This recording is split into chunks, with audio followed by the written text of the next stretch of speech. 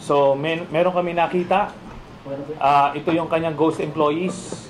11,000 contractual employees na ang budget nito ay 708 million pesos a year.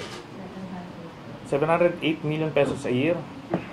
So, dito ang natin makikita na yung hypocrisy ni Mayor Duterte na sinasabi niya yung contractualization, yung ENDO must stop, STOP.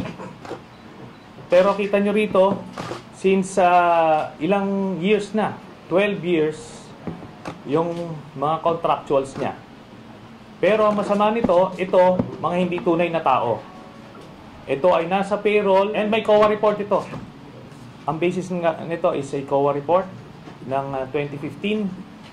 Kaya sinasabi niya, ang dahilan lang niya, hindi daw niya kasalanan dahil sinusundan lang naman daw niya yung former mayor. Ang former mayor na pinalitan niya, si Sara Duterte.